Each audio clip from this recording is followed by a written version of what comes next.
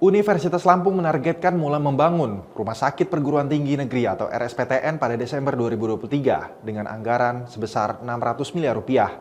Agar pembangunan tidak bermasalah, Unila diminta berhati-hati dan selektif serta terbuka dalam menentukan pihak-pihak yang terlibat dalam pembangunan. Berita selengkapnya akan dilaporkan oleh jurnalis MJN, Ihwana Haulan dari lokasi RSPTN Unila. Pemirsa, saat ini saya sedang berada di proyek pembangunan Rumah Sakit Perguruan Tinggi Universitas Lampung. Sebelumnya, proyek rumah sakit ini sudah memasuki tahap review desain dan sudah mendapatkan alokasi dana dari ASEAN Development Bank sebesar 600 miliar. Proyek yang dibangun di lahan seluas 58.146 meter persegi ini digadang-gadang akan menjadi pusat penelitian dengan fasilitas yang lengkap yang akan memungkinkan Unila menjadi pusat riset bagi dosen dan juga mahasiswa dari berbagai lintas ilmu. Namun bisa kita lihat di tempat saya berdiri ini yang juga menjadi bagian dari proyek pembangunan rumah sakit yang terhenti pembangunannya karena bermasalah, di mana bangunannya saat ini dimanfaatkan sebagai tempat ibadah menggantikan Masjid Al-Wasi yang saat ini juga sedang mengalami tahap renovasi. Proyek RSPTN Unila sebelumnya dikerjakan oleh pihak BUMN melalui PT Pembangunan Perumahan dan bermasalah hingga terhenti pembangunannya.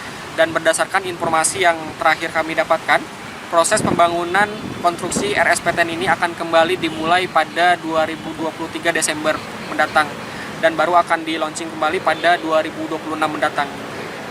Sementara itu, menurut pengamat konstruksi Doni Barata, proyek pembangunan RSPTN yang memakan biaya 600 miliar dalam penentuan tender atau kontraktornya pembangunan RSPTN ini, pihak Unila harus melakukannya sesuai dengan aturan yang berlaku.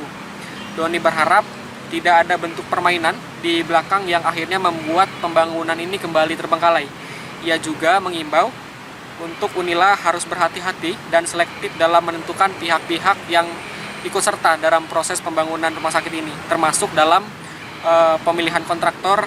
Tender juga harus dilihat dari banyak kriteria seperti perizinan yang lengkap dan basis kerja yang sesuai dengan aturan.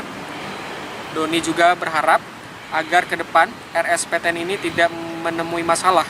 Diharapkan Unila berhati-hati dan selektif serta terbuka dalam menentukan pihak-pihak yang terlibat dalam proses pembangunan ini. Ya, harapan sih kita pengen Unila ini bagus lah ya, Unila ini, karena kita ngelihat di sana kan Unila ini cuma kritik aja.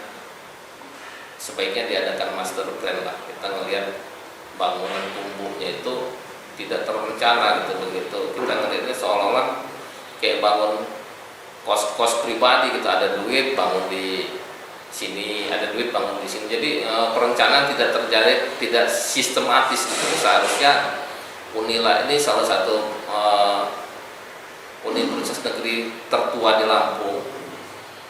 Seharusnya udah membuat master plan, ya kan, perkembangannya akan seperti apa di 2020, di 2030, di 2040, ya kan. Tentunya juga pembangunannya akan menyesuaikan dengan keadaan keuangan yang ada nanti, itu aja. Tapi master plan-nya udah tercipta dulu, karena semuanya itu terjalin dengan baik itu ketika perencanaan itu tercipta dengan matang. Dari Bandar Lampung, Ihwana Haulan dan Andi Apriyadi melaporkan untuk MGN.